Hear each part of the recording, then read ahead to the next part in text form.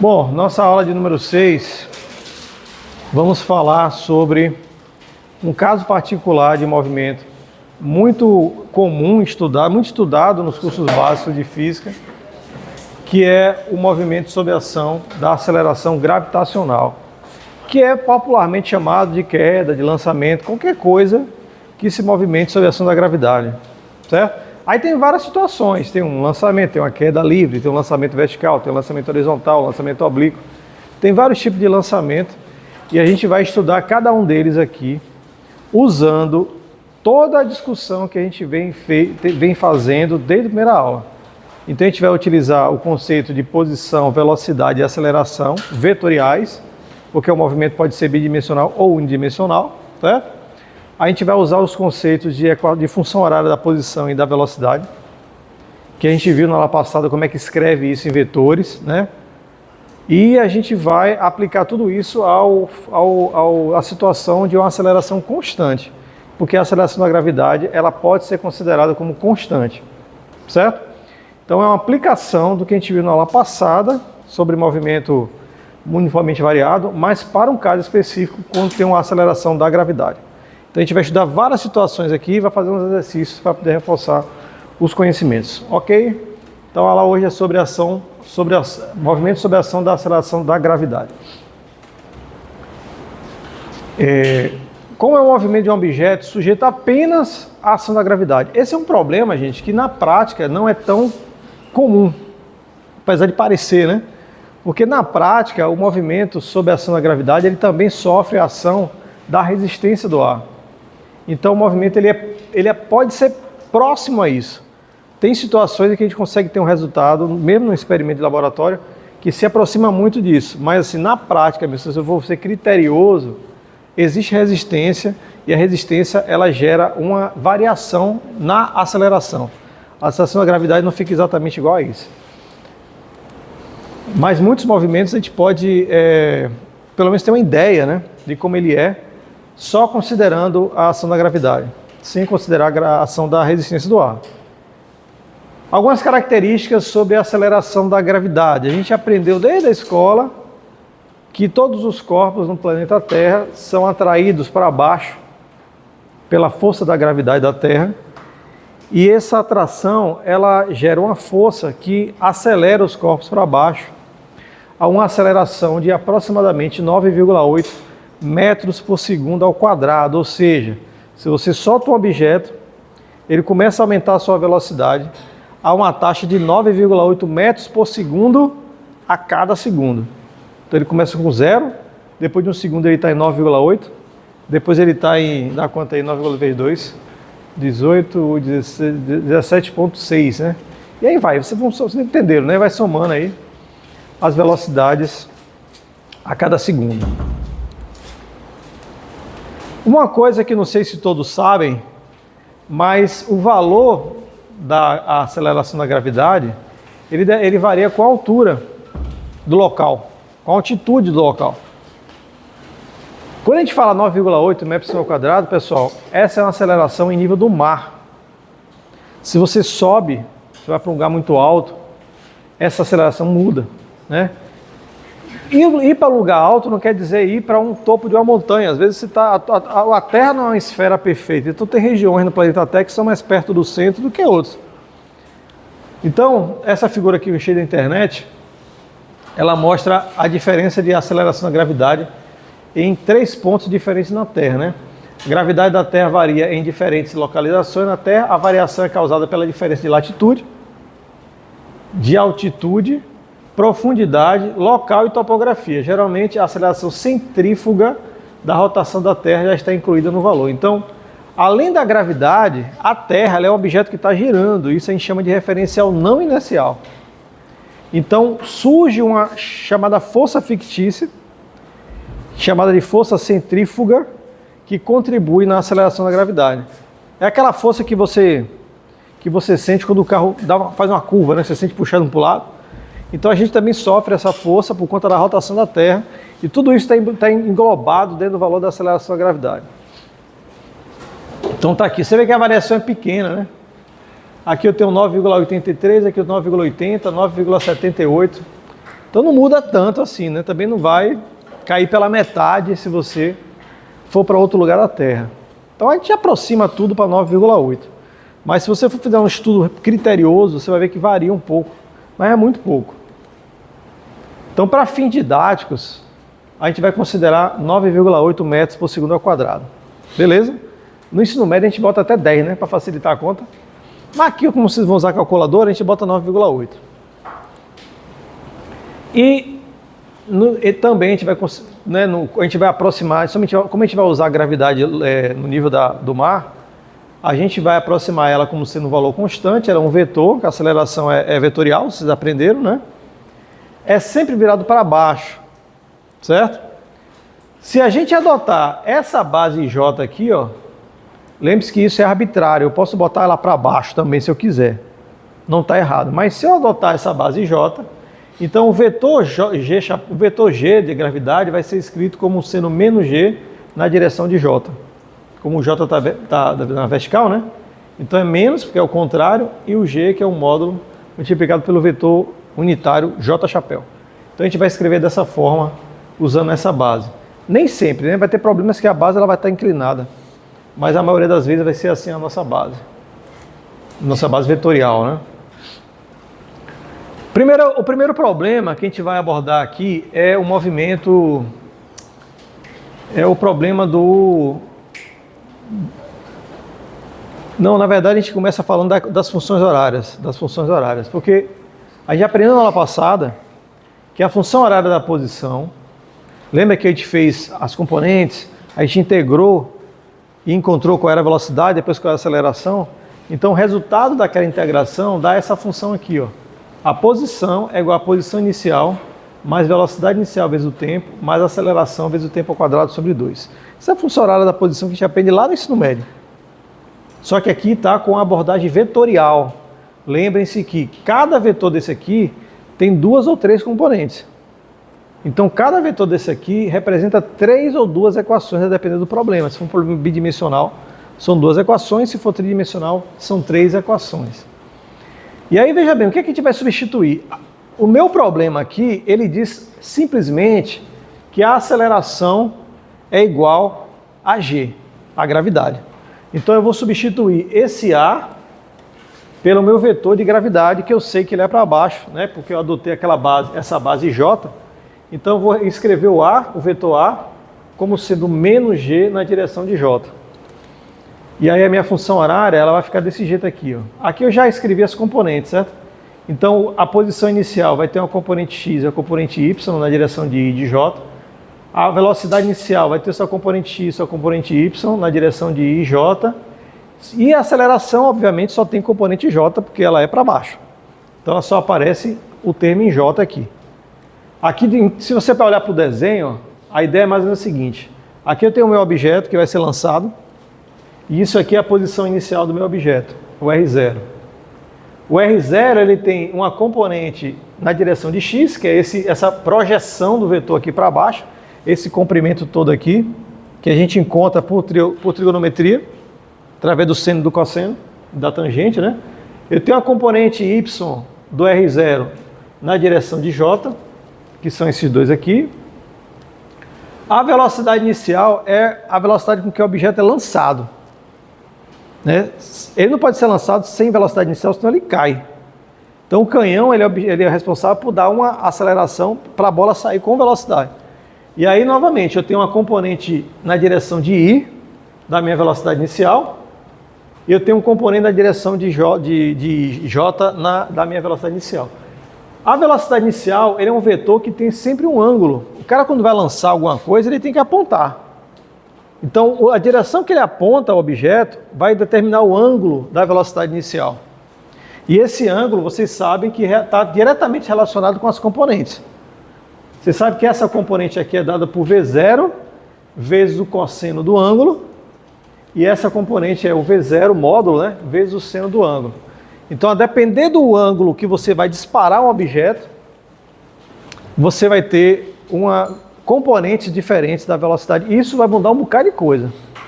O alcance, por exemplo, vocês sabem disso, né? Qual é o ângulo que eu tenho que dar um disparo para ele ir mais longe?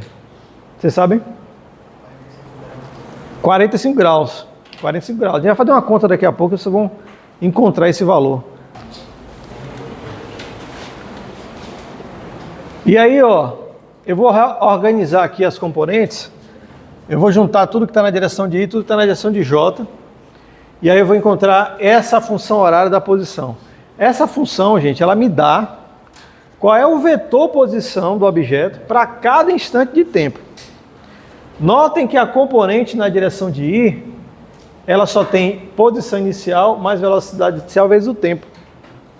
E a componente na direção de J tem posição inicial, velocidade inicial vezes o tempo, menos aceleração vezes tempo ao quadrado sobre 2. Ou seja, isso aqui, ó, é a função horária de um movimento uniforme. Não sei se vocês lembram. Movimento uniforme é aquele que tem aceleração nula. Então, quando a aceleração é nula, a posição é dada por uma função como essa aqui, ó. Posição inicial mais velocidade inicial vezes o tempo. E essa componente na direção de J é de um movimento uniformemente variado. Então, o lançamento, ele é uma combinação de dois movimentos. O movimento uniformemente variado na direção J, que é na direção vertical, e o movimento uniforme na direção horizontal. Os dois movimentos acontecem ao mesmo tempo. Beleza? Então, na componente horizontal, eu tenho um movimento uniforme, porque não tem aceleração na direção X. E aí, a minha posição X é dada por uma função horária de primeiro grau, que tem uma linha reta, tudo que a gente viu lá naquela primeira semana de aula. E na direção vertical, eu tenho uma componente, uma aceleração constante, que é o próprio G. E aí um movimento uniformemente variado. Então tá aqui, ó, beleza? Vocês podem abordar o problema de duas formas. Se vocês precisarem ser criteriosos no ponto de vista matemático, vocês precisam seguir o rigor matemático dos vetores. Mas às vezes basta você trabalhar o problema como se fossem dois problemas separados, um horizontal e um vertical. E aí resolve também. Aí você trata esses problemas de maneira escalar, sem precisar se preocupar com vetores. Mas tem problemas que precisa do formalismo vetorial, sabe? Mas não tem problema. Vamos lá, meninas.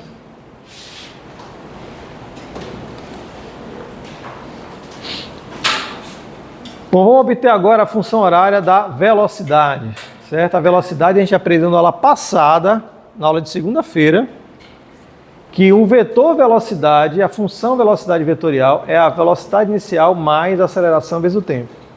Ok? Isso aqui são vetores. E aí eu vou substituir a aceleração pela gravidade. E aí vai dar isso aqui, ó. A velocidade inicial tem suas duas componentes e a aceleração só tem uma componente na direção J, negativo. Notem uma coisa interessante, né? Isso acontece muito no ensino médio. A gente estuda lançamento vertical e queda e inverte o sinal. Mas isso acontece porque se eu tivesse adotado uma base com o J para baixo, o que aconteceria? A minha aceleração seria positiva, mas isso aqui tudo teria sinal contrário, a parte J, né? Então é como se você pegasse a função e multiplicasse por -1. Não muda nada. Então não tem problema, né, você colocar a sua base virada para baixo. A única diferença é que na hora que você escreve as componentes, elas vão estar com o sinal contrário na direção que você inverteu, né? Então a minha função horária de velocidade é essa aqui. E novamente, ó, a componente X só tem um valor, que é a velocidade inicial em X. E a componente Y, ela se comporta como um movimento uniformemente variado. Então velocidade inicial menos gravidade vezes tempo, que é a função horária da velocidade para o movimento uniformemente variado. Aí, ó. Então tá aí, a componente X é a velocidade inicial de X, que é essa parte aqui, né? E a componente vertical tem esse valor aqui. Ok? Notem uma coisa interessante, ó. Quanto mais eu inclino a velocidade inicial para baixo, vê se vocês acompanham o raciocínio. Quanto mais a velocidade inicial é inclinada para baixo, maior vai ser a componente X, né? E menor vai ser a componente Y. Ou seja, quanto mais para baixo eu inclino, maior vai ser a velocidade horizontal e menor vai ser a velocidade inicial na vertical. É como se o lançamento vertical fosse cada vez menor, se eu diminuísse esse ângulo. A mesma coisa se eu subir demais. Se eu subir demais, eu diminuo a velocidade do movimento horizontal e aumento a velocidade inicial na vertical. Então, por isso que esse ângulo é tão importante no problema de lançamento. Por exemplo, queda livre, né? Vamos pegar um caso mais específico ainda, que é o problema da queda livre. A queda livre, vamos chamar aqui como sendo um problema quando a componente x da velocidade, ela é nula, a velocidade inicial, né?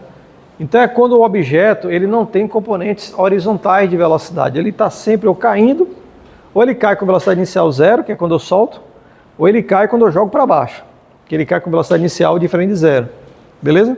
Mas a característica principal da queda livre é que a componente vertical, a componente horizontal da velocidade é nula, a x, né? E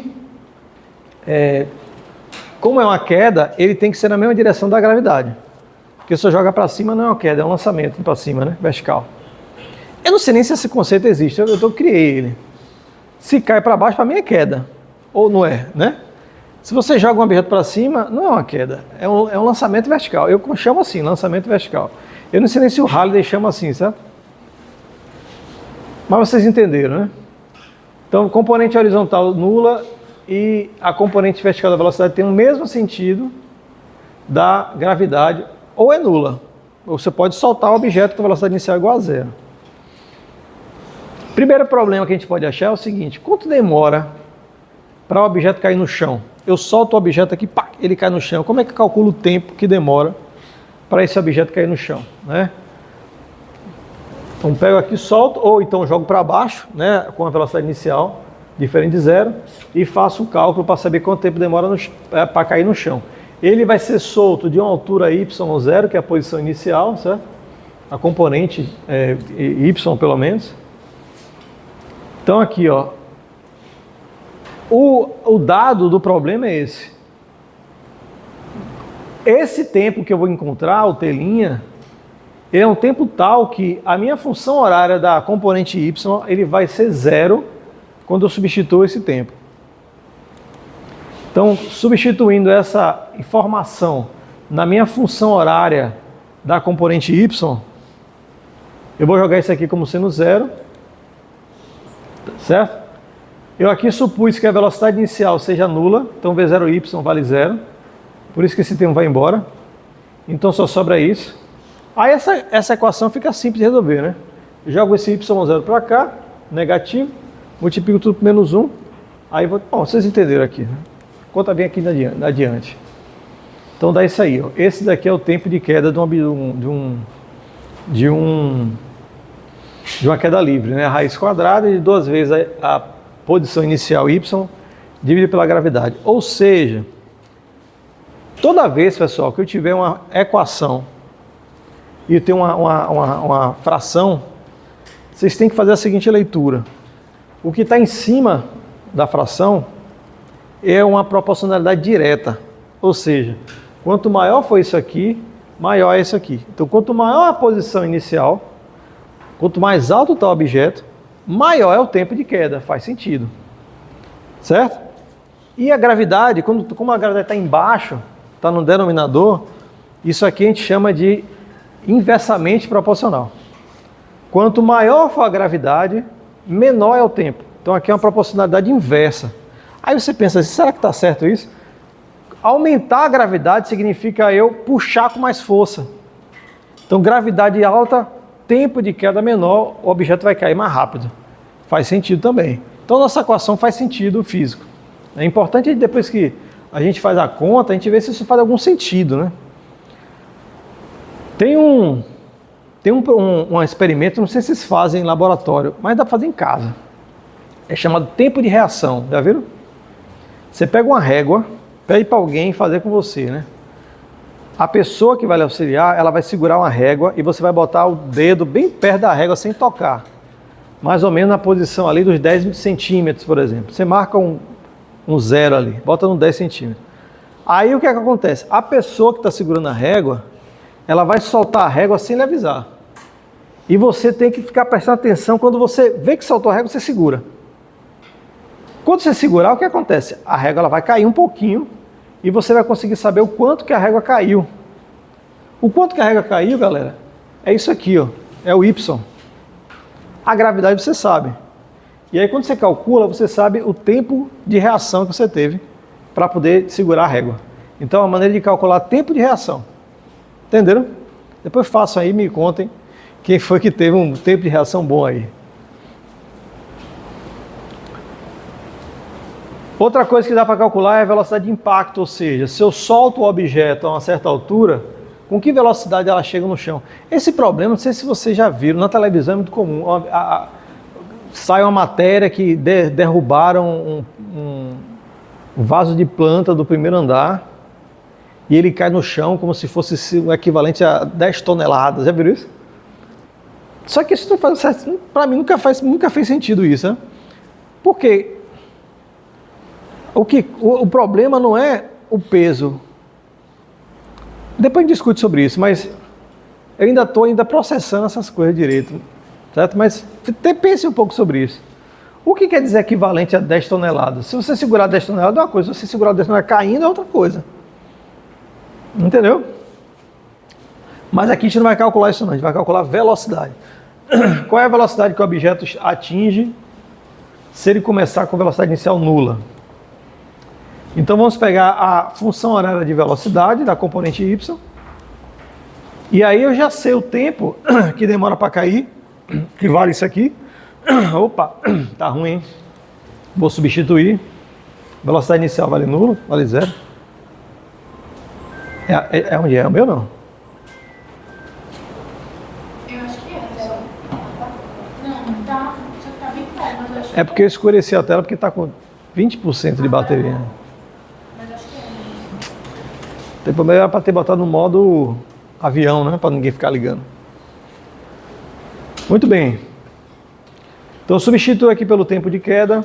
Eu encontrei minha velocidade de queda, que é dado por isso aí. Não, aqui é em termos vetoriais, né? Vai ser menos G raiz aqui na direção de J chapéu. Outro problema é o lançamento vertical. O lançamento vertical é o oposto da queda livre. Em vez do objeto... Oi?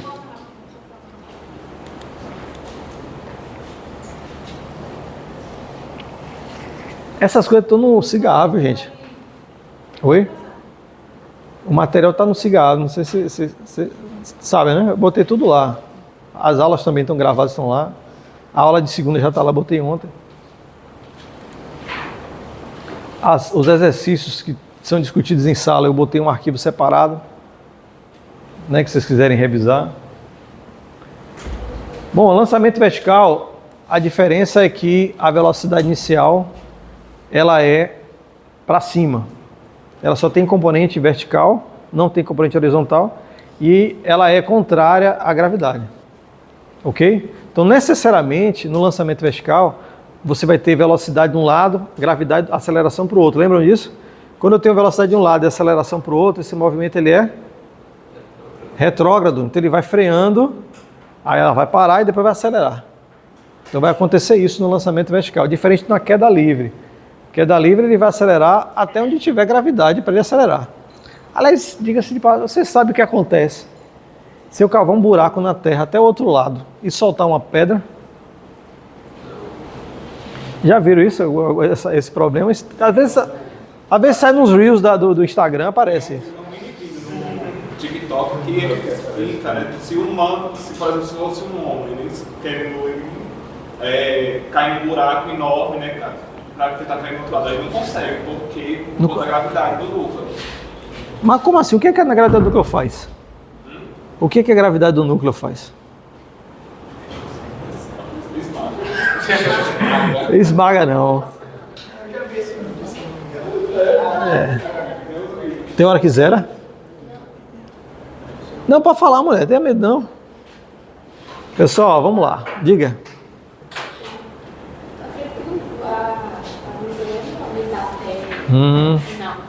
Certamente não, né? Certamente não. O que acontece? Essa gravidade de 9,8 que a gente estuda aqui em física básica cinemática, ela é válida só na crosta terrestre, no nível do mar. Óbvio, né? Quando você vai entrando no fundo da Terra, o que é que acontece? Existe uma propriedade da gravidade que, se você está dentro de uma casca de matéria, imagine o planeta Terra oco. Se você está dentro do oco da Terra, você não sente gravidade. É como se todos os pontos da casca oca, ela lhe puxasse e você ficasse sem gravidade. Então, à medida que você vai entrando na Terra, só a gravidade da parte que está abaixo de você é que vai contribuir para ele puxar. Só que essa quantidade ela vai diminuindo à medida que você vai caindo. Então, de fato, a gravidade ela vai diminuindo à medida que você vai caindo. Quando chega no núcleo, essa gravidade é nula. Ela é zero. Só que você tem velocidade. Porque você está caindo, você está aumentando a velocidade. Então, quando chega no núcleo, você tem altíssima velocidade.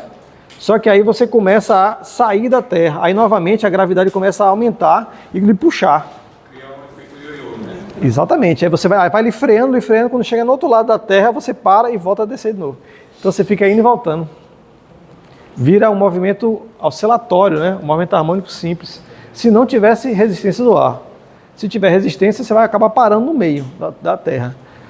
Certo? Então, quando vocês verem de novo no TikTok e tiver errado, você já fala, Lói, não é assim não, cara. Explica aí direito. Vamos lá, então, lançamento vertical. Quando a componente x é zero, mas a velocidade tem sentido contrário à gravidade. Eu posso calcular, por exemplo, a altura máxima, né? Se eu jogar com uma certa velocidade inicial, qual é a altura que esse objeto adquire? Então, para fazer essa conta, a gente vai utilizar uma outra expressão matemática que talvez vocês conheçam lá do ensino médio, chamada de equação de Torricelli. Ela é uma equação que isola o tempo. Você pega as funções horárias e tenta eliminar o tempo delas, tirar a variável tempo, e você vai encontrar essa função aqui. Ó. Você tem velocidade final do movimento ao quadrado, é igual à velocidade inicial do movimento ao quadrado, mais 2 vezes a aceleração vezes a distância percorrida. Beleza? Como nossa aceleração é negativa, isso aqui vai ficar menos. Então ela vai ficar assim, ó. A equação de Torricelli aplicada ao problema do lançamento vertical, ela fica desse jeito.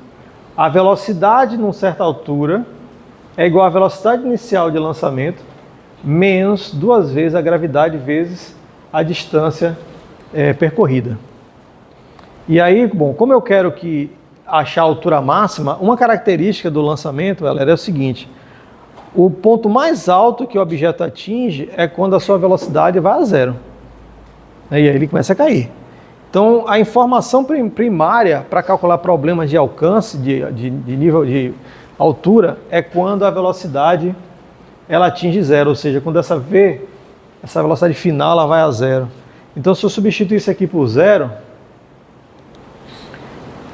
esse aqui vai para o outro lado, negativo, eu multiplico por menos 1, eu vou encontrar essa função aqui, e aí no final eu encontro que a altura é a velocidade inicial ao quadrado, ou seja, quanto maior a velocidade inicial, maior a altura, faz sentido.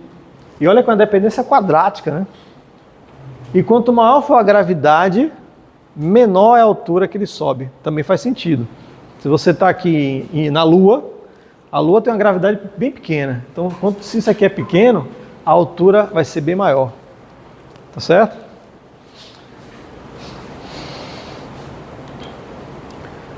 Outra coisa, tempo para atingir a altura máxima. Qual o tempo que demora para ele chegar lá no topo? Uma vez que eu sei a posição, eu consigo calcular. Na verdade, eu posso calcular usando a função horária da velocidade, né? Porque eu sei que lá no topo a velocidade é zero. Eu sei quanto é que vale V0, eu sei quanto é que vale G.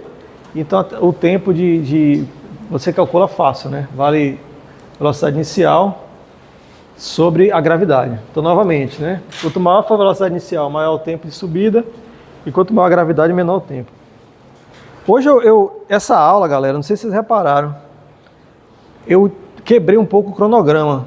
Ela era para terminar hoje só a parte de lançamento, mas ficou muito longa. Então, eu quebrei a aula em 2, e aí você vê que já está no penúltimo slide. E aí, a próxima aula que é a continuação dessa. Então, na próxima aula que seria movimento circular uniforme, ainda é a continuação disso aqui. Aí eu não sei como é que eu vou fazer ainda, certo? Porque depois de movimento circular uniforme, tem movimento relativo E aí tem a prova. Eu não sei se vai dar tempo de falar de movimento relativo para a prova. Se não der tempo, não tem problema. A gente fala de movimento relativo depois da prova, continua com a lei de Newton e aí cai na segunda prova. Beleza? Porque eu achei que ia ficar muito corrida. Essas aulas estão muito corridas. Eu estou achando muito corridas. Então eu falei, eu vou diminuir o ritmo para poder a gente trabalhar as questões com um pouco mais de folga, para não ficar correria. Pelo menos é melhor do que ficar entupindo os meninos de assunto, né? Não é verdade? Então eu coloquei uns probleminhas aqui para a gente resolver. Sobre esses dois casos, né? Queda livre e lançamento vertical. Aí na próxima aula a gente vai falar sobre lançamento horizontal e lançamento oblíquo. Faz isso, né? Lançamento horizontal, que é como se fosse de um tiro de arma. Aliás, tem um negócio... Eu vou ver se eu trago para vocês pelo menos um trechozinho. Tem um programa chamado Caçadores de Mito, não sei se vocês assistiram. Aquele programa é muito legal, né? E tem uma história que a gente vai falar na próxima aula, que é a seguinte, não sei se vocês já viram. Se você der um tiro com uma arma e soltar uma munição ao mesmo tempo, entenderam a lance, né? Você atira e na mesma hora que você atira, você solta a munição. Então são dois movimentos ao mesmo tempo. Essas duas balas, elas vão cair no chão no mesmo tempo. Porque o movimento vertical das duas é igual. E uma arma, galera, uma bala de uma arma, ela cai também. Ela está sujeita à ação da gravidade como qualquer coisa na Terra. Então quando você dá um tiro, a pessoa que é atiradora, ela sabe. Se você mirar um negócio muito longe, você tem que mirar um pouco mais alto para dar tempo da bala cair. Porque ela vai cair. Ela sempre cai. Isso é uma lei da física, né? E os caras dos caçadores de mito, eles fizeram um experimento. Eles falaram assim, olha, essa lei é muito conhecida na física, mas ninguém nunca fez o experimento. E os caras fizeram. Né? Eles pegaram uma arma de verdade, pegaram um galpão gigante assim para não pegar vento, e aí fizeram um mecanismo para disparar a bala na mesma hora que der o tiro, e eles fizeram de um jeito que a câmera pegou as duas balas batendo no chão. Pá, a mesma da hora. Trabalho da zoa, né? Eu tenho esse vídeo gravado, mas não dá tempo de assistir aqui, né, velho? Mas eu não sei como fizeram um resumo em formato de Reels que apareceu, cara, pra mim no YouTube. Eu vou ver se eu acho esse, que é um resuminho de 2 minutos. E aí, se eu achar, eu faço uma captura de tela e boto no slide aqui. Beleza? Vamos lá. Problema do Halliday. Em um prédio em construção, uma chave de grifo chega ao solo com uma velocidade de 24 metros por segundo. Isso é um problema de queda livre. Letra A. De que altura um operário a deixou cair? Então, o problema é simples. Eu tenho uma queda de um objeto, ele dá a velocidade final, ele pede a altura. Certo? Vamos lá. Alguma ideia? Alguém tem alguma ideia de como fazer isso? Nenhuma?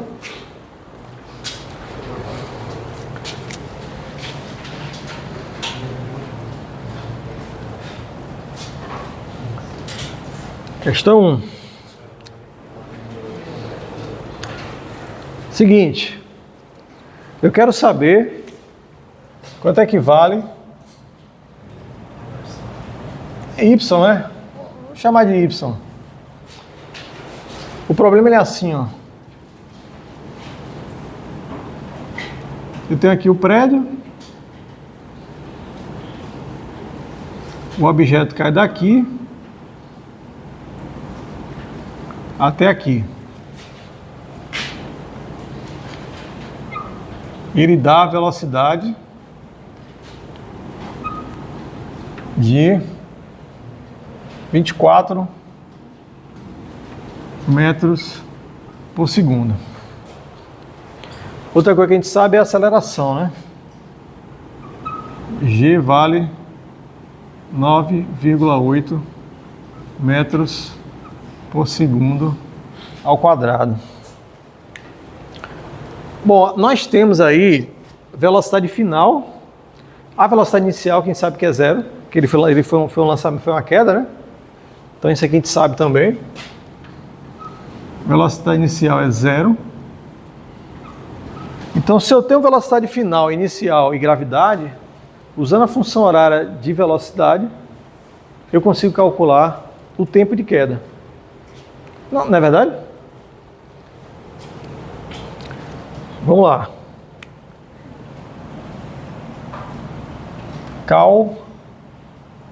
Calculando o tempo de queda. Então, V é igual a V0 mais AT. Como a gente está usando aqui uma base, vamos botar uma base para baixo, porque a velocidade e a gravidade ficam no mesmo sentido. Então, 0 vai ser igual à velocidade inicial mais a gravidade vezes o tempo. Pô, pai, tá errado. É.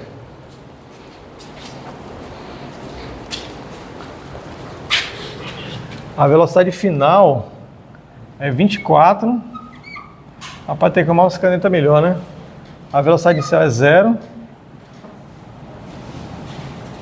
Mais gravidade vezes o tempo. Beleza? Eu vou colocar meu referencial aqui, viu? Aqui em cima. Então, o tempo de queda vai ser 24 sobre 9,8.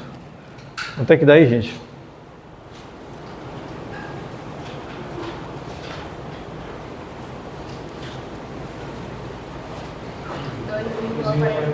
R$ 2,44. Tá boa a calculadora hoje.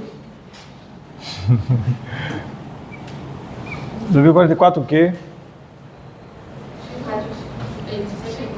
Hã? Segundos. Muito bem. 2,44 segundos. Isso não é a resposta ainda, né? É a resposta da letra B, na verdade, né?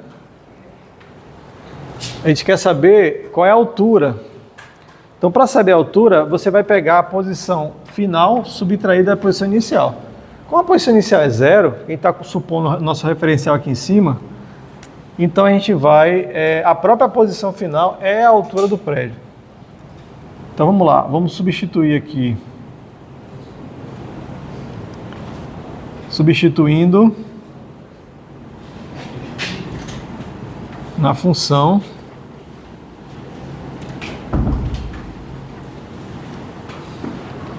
da posição.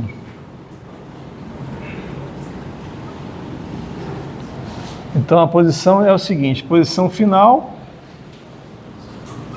é igual à posição inicial mais velocidade inicial vezes o tempo mais aceleração vezes tempo ao quadrado sobre 2. Isso aqui é a função horária da posição y, da componente y.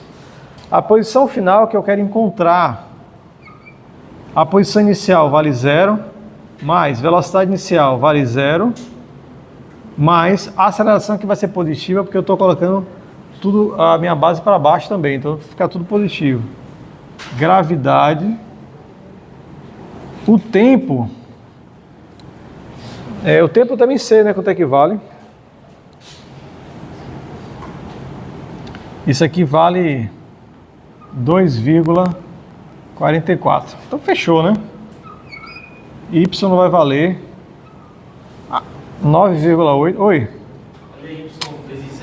Isso aqui é ao quadrado sobre 2.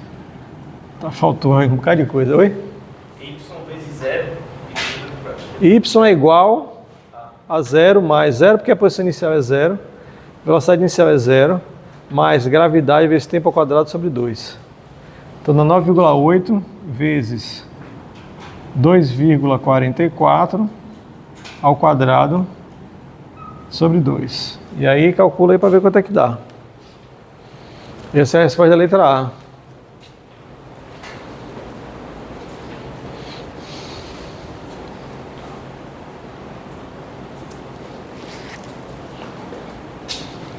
A letra C é para fazer um gráfico de Y, V e A em função do tempo. Bom, vamos lembrar aqui, né? A posição, ela é uma função do segundo grau, certo? Função do segundo grau é uma parábola. Do jeito que está desenhado aqui, do jeito que eu adotei aqui minha base, isso aqui tem concavidade virada para cima, que é positivo, beleza? E o zero, ou seja, o valor da posição em t igual a zero, vale zero, que é a posição inicial vale zero. Então esse gráfico ele fica assim, ó. Ele é uma parábola virada para cima. Aqui é a minha posição y em relação ao tempo.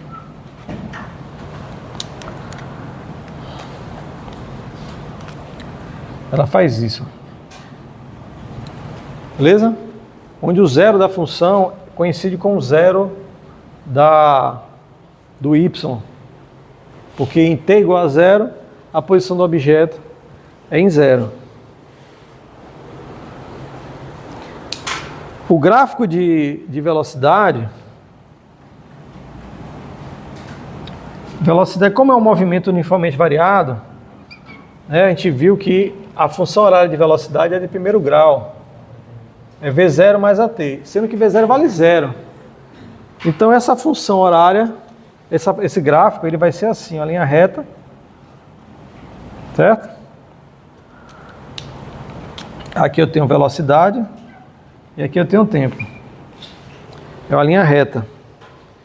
E a aceleração é constante. Como a aceleração é constante, e vai ser uma linha reta paralela ao eixo X. Porque não muda com o tempo, né? Então esses são os três gráficos. Entenderam? Como é que é? A divisão não é fizeram. Aqui, né? Deu quanto? É ao quadrado, o tempo ao quadrado, e divide por 2 também. 29,17. O quê? Metros. Muito bem. Eu não sei nem se está certo isso, que eu não confiro não. Depois vocês conferem aí.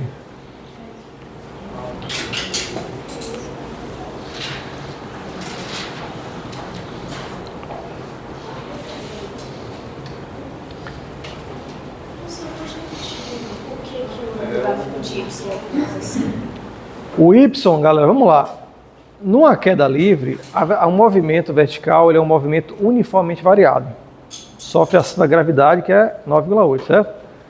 Quando você faz a conta e encontra como é o comportamento da posição em relação ao tempo, você vê que esse comportamento é uma função de segundo grau. Posição é a posição inicial, mais velocidade inicial vezes tempo, mais aceleração vezes tempo ao quadrado sobre 2. Isso aqui é uma função do segundo grau. A função do segundo grau é uma parábola.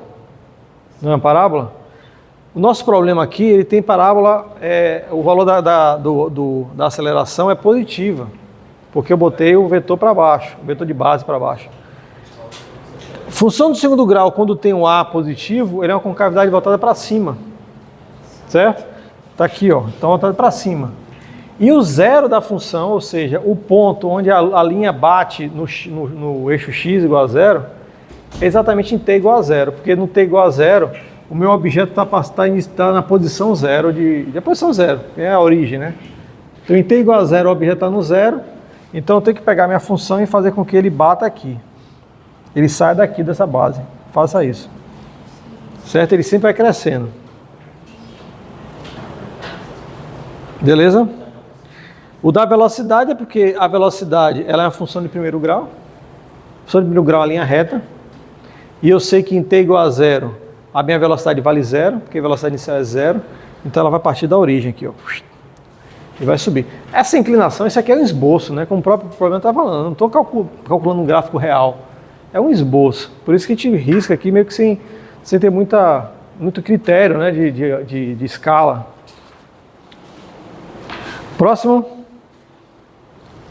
Hoje a gente tem tempo para discutir as questões com mais calma, né? Segunda questão, ao pegar um rebote, eu passei alguns segundos tentando entender o que é rebote, né? Mas é porque é um lance de basquete, né? Um jogador de basquete pula 76 centímetros verticalmente. Qual é o tempo total, subida e descida, que o jogador passa nos 15 centímetros mais alto e nos 15 centímetros mais baixo do salto? Certo? Esse resultado explica porque os jogadores de basquete parecem flutuar quando estão no ponto mais alto de um salto.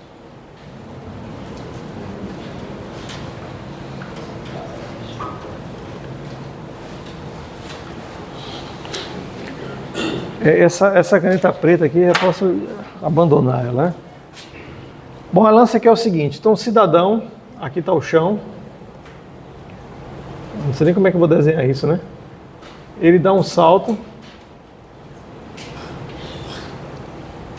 aqui tem 76 centímetros. Eita, quase que eu esqueço, ó. A lista de presença.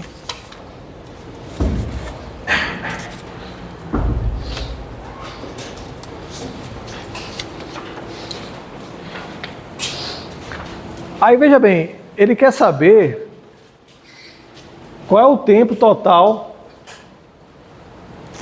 da descida e subida do jogador 15 centímetros mais alto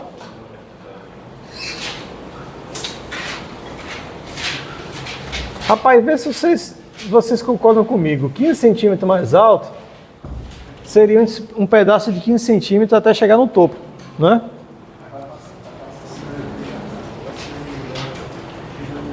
E 15 centímetros mais baixo seria isso aqui, né? Não é verdade? 15 com 15 dá 30. Como o salto inteiro tem 76, ainda sobra ali 36 centímetros no meio do caminho aqui. 46, 4, 5, 6, 46. Então aqui, ó, é 46. Aqui eu tenho 15. E aqui eu tenho 15. Eu entendi assim. Vocês concordam comigo? Os 15 centímetros mais altos é quando o cara vem daqui, ele faz o salto aqui e volta para cá. Que é ida e volta, né, que ele falou. Até subida e descida, né? E os 15 centímetros mais baixos é daqui para aqui. E aí a gente multiplicar o tempo por 2, porque ele quer descida e subida, e isso é simétrico, né? O tempo de subida é igual ao tempo de descida. Quando não tem resistência do ar. Que é aquele problema da bala, né? Você tira uma bala para o alto, será que a bala mata alguém e cai no chão? Já viram isso? Eu tenho um artigo para mandar para vocês. O cara fez um estudo para saber se uma bala atirada para cima, quando ela volta, ela chega a matar alguém. Como é que eu calculo isso aí? Eu quero saber o tempo. A informação que eu tenho, vamos lá, é a posição, beleza? Eu tenho informação de posição, eu tenho informação de velocidade final, mas não sei se eu vou precisar, porque eu sei que vale 0 aqui em cima, né? Eu sei que, por exemplo, quando a posição vale 76, a velocidade vale 0, né? Que é quando ele chega lá em cima. Então tem algumas coisas que eu consigo extrair do problema. Agora eu quero saber o tempo. Vamos lá. Para saber tempo, ou eu uso a função da posição, ou eu uso a função horária da velocidade. As duas funções horárias envolvem tempo. Aí eu tenho que saber qual das duas eu vou ter informação suficiente para resolver o problema. Então, por exemplo, da posição, eu tenho o seguinte, vamos colocar o referencial aqui embaixo. Vamos botar o referencial aqui embaixo, beleza? Aqui é meu J, aqui é meu I. Então, se eu botar o referencial aqui embaixo, agora a gravidade é negativa. A posição é positiva, a velocidade ela começa positiva e termina negativa. Então, Y vai ser igual a Y0. Aí eu vou considerar Y0. Isso aqui é subindo e descendo, é vertical, viu, gente? Não é lançamento não, é porque não dá para desenhar. Mas é um problema que só é em uma direção. Mais velocidade inicial vezes o tempo, mais, aí no caso vai ser menos, né? Gravidade vezes o tempo ao quadrado sobre 2. Eu não sei, aliás, a posição inicial a gente vai dizer que vale 0, que eu vou botar o referencial aqui embaixo. A velocidade inicial eu não sei. Não sei a velocidade inicial. Velocidade é igual a velocidade inicial menos gravidade vezes o tempo.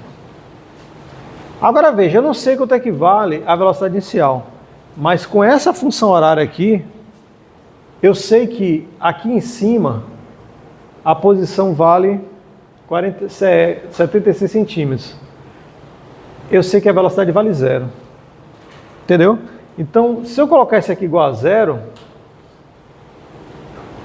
eu vou conseguir igualar, eu vou calcular o tempo. Não dá para calcular, né? Se eu igualar isso aqui a 0, ó, igualando a velocidade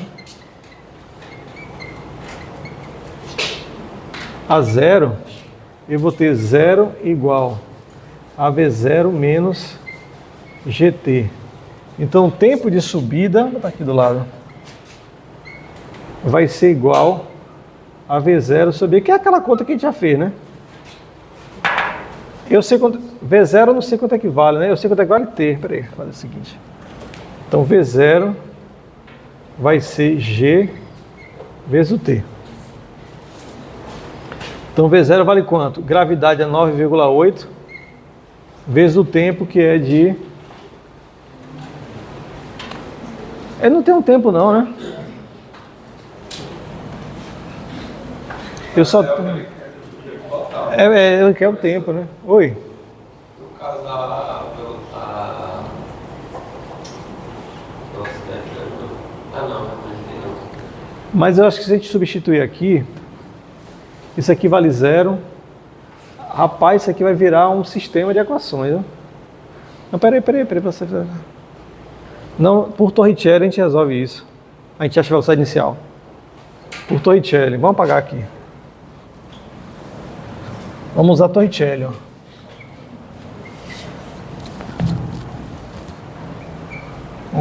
Calculando por... Aí não sei como é que escreve aqui, velho. Acho que é assim. Bom, vocês entendem lá. Velocidade ao quadrado é igual a velocidade inicial ao quadrado menos 2 vezes gravidade vezes altura. Por aqui vai, ó. Beleza? A velocidade final vale 0. A velocidade inicial que eu quero calcular, menos 2 vezes 9,8, que é a gravidade, vezes a altura que ele atinge. Agora tem que botar em metros, porque a gravidade está em metros por segundo ao quadrado. Então a altura tem que dar em metros. É 0,76 metros. Beleza? Então a velocidade inicial ao quadrado vai ser... Multiplica aqui, galera, quanto é que dá? 2 vezes 9,8 vezes 0,76.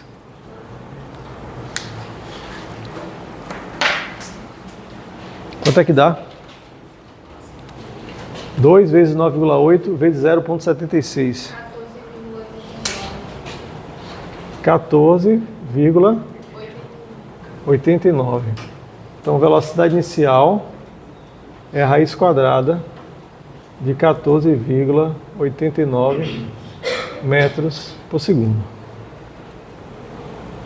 Aí eu acabei apagando. Tem que fazer a conta de novo, né? Porque com a velocidade inicial, substituindo aqui, eu encontro meu tempo de... Aliás, não, cara, eu não preciso calcular o tempo total. Porque agora eu posso usar essa função aqui, ó, substituir o y por 15, né? Porque aí ele vai calcular o tempo para chegar nos 15 centímetros de altura. Entenderam? Com essa função aqui, eu vou poder saber qual é o tempo que demora para cada ponto desse aqui. Porque agora eu sei quanto é que vale V0, eu não sabia.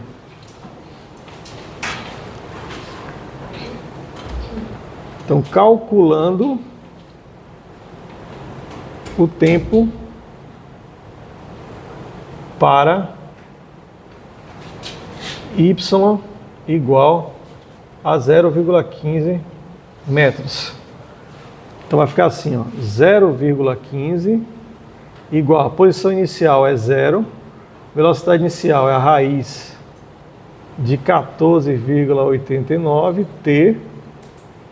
Puta, mas vai ficar complicado isso aqui, viu? Menos 9,8 t ao quadrado sobre 2. Será que é isso mesmo?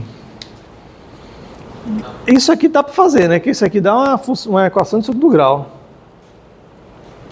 Mas é muito número, né? Vamos lá, né? Estamos aqui, né? T é igual a fórmula de Bhaskara. É menos B, né? Menos B. Menos B é menos raiz de 89. Mais ou menos raiz 14,89. Só que o A é negativo, né? E o C é negativo também. Que C vai para cá negativo. Aí negativo, aí fica negativo, né? Que fica o negativo de um vezes o negativo do outro. Não é?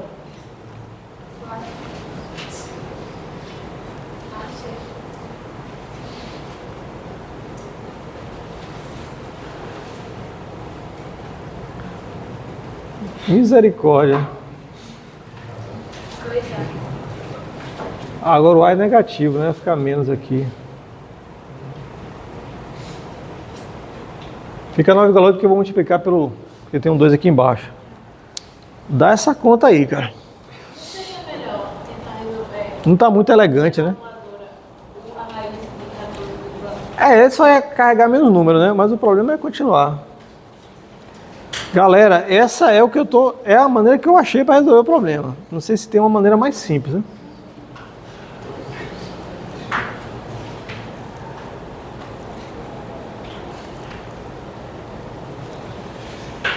Quanto é que dá essa raiz aí? Alguém faz aí, por favor.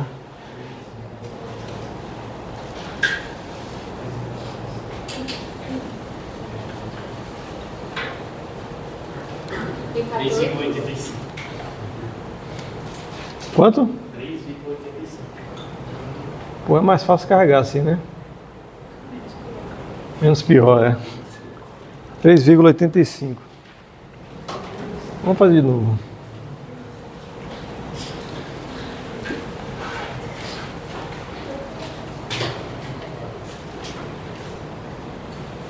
A função horária